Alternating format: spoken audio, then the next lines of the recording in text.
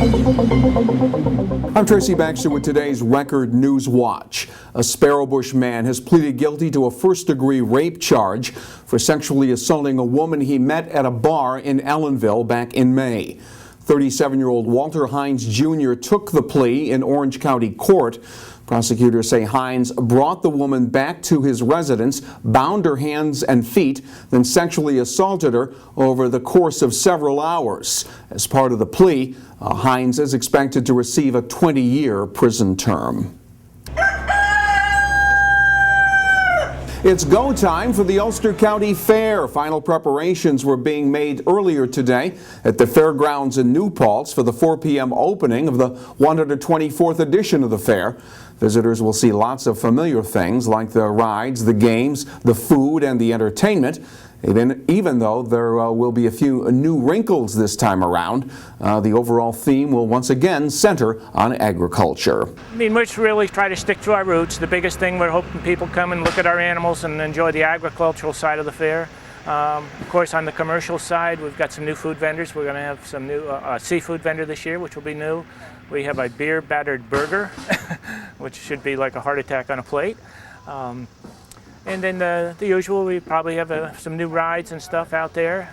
So it's a little bit of something for everybody. We're going to have some strolling acts going around the grounds this year. That'll be new.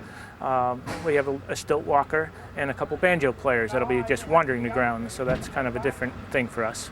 The paid attendance at last year's Ulster County Fair was 48,000. Newburgh is hoping to break the 50,000 mark during the 6-day run this year, if Mother Nature cooperates. The Ulster County Fair runs through Sunday. Town of Newburgh police have taken down 2 men who they say were major cocaine dealers operating at 2 separate locations. Police capped a 6-month investigation by picking up 31-year-old Jason Zagradek of Par Valley Condos on felony sale and possession charges.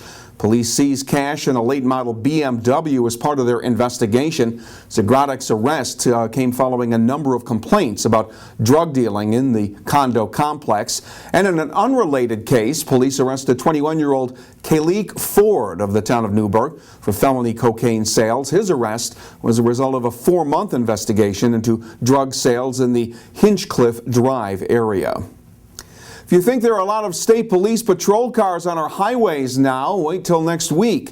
State police are calling their upcoming enforcement campaign Speed Week in honor of the NASCAR race at Watkins Glen August 14th. Next week, state police say they'll intensify patrols to target speeders. Excessive speed is a contributing factor in about 1/3 of the fatal crashes each year. And there's a financial incentive to ease off the accelerator. According to fueleconomy.gov, each 5 miles per hour you drive over 60 is like paying an additional 30 cents a gallon for gas.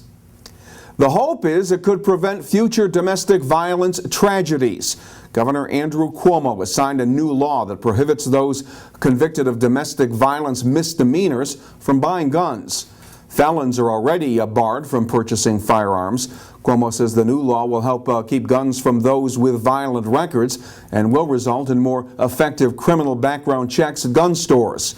Federal law prohibits gun ownership by anyone with a misdemeanor conviction that's connected to domestic violence, but there has been a gap in reporting the crime in New York State. And training camp opened Monday for the Army football team, and the Black Knights will be looking to build on last year's winning season, the first at West Point since 1996.